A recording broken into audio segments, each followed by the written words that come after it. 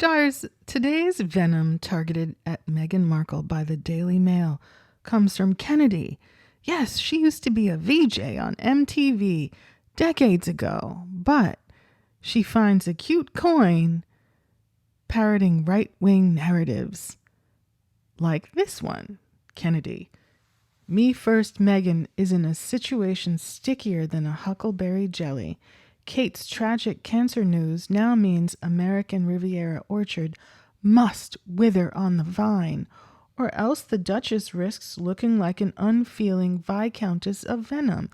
Why is Meghan's business, that's not a business yet, any more related to Kate's health than Pippa's bikini vacations, Uncle Gary's self-serving appearance and failed appearance on Celebrity Big Brother, Mama Middleton's ongoing bankruptcy and struggle with her business, or Zara trying to sell CBD oil on the sneak over at that horse show, or any number of things that any of the other royal relations get up to, right? This is 4 years later, and I personally, a lot of us cannot wait. We want the lip glosses, the lip color, the eyeliner, the skin treatments, all the tasty, flavorful, all the tools for the kitchen. Why not? If you like Sur La Table or if you like Sephora, I think it'll be a delight. I certainly like all the makeup looks I see on her. I don't think she's ever put a foot wrong,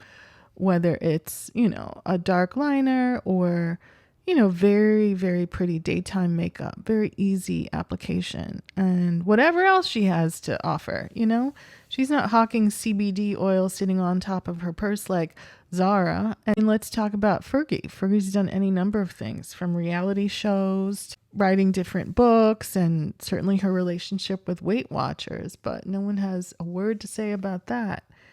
Is that because articles about any of them don't get anyone to pay attention? Anyway, my opinion. Has Meghan Me First Markle misfired? Can this author Kennedy not find a relevant story to write about the royals who actually still live and depend on public money in the UK? Focus on them. Oh, right. Too boring. The American Riviera orchard launch is morphing into a massive headache for Princess Neverwas. Oh dear.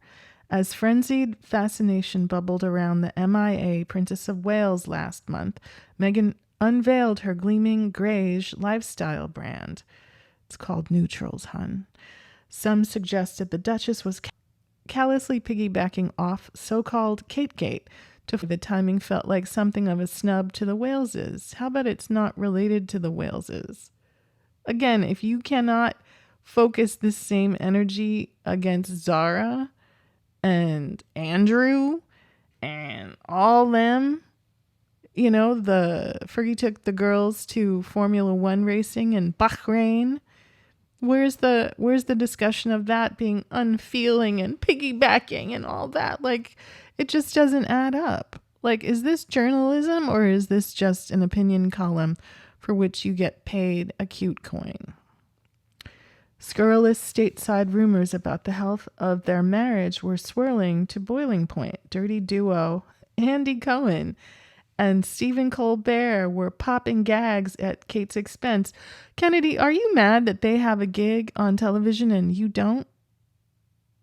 I mean, maybe you do. I don't.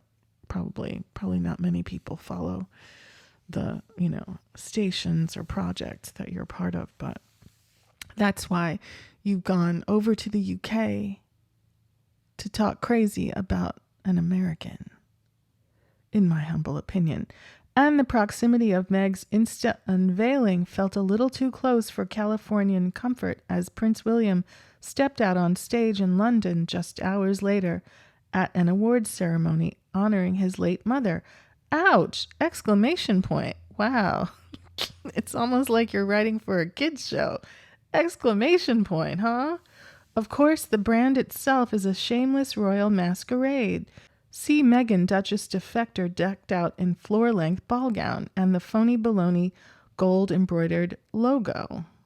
perhaps with the gossip gremlins working overtime to blow hot air about stricken Kate, or gossip gremlins like you working overtime to relate Meghan back to a situation that no longer involves her, right? Like, much more relevant to talk about Pippa Middleton in relation to Kate, or her brother hawking and, writing books about dogs and giving away dog food, all the while Kate Middleton is ill.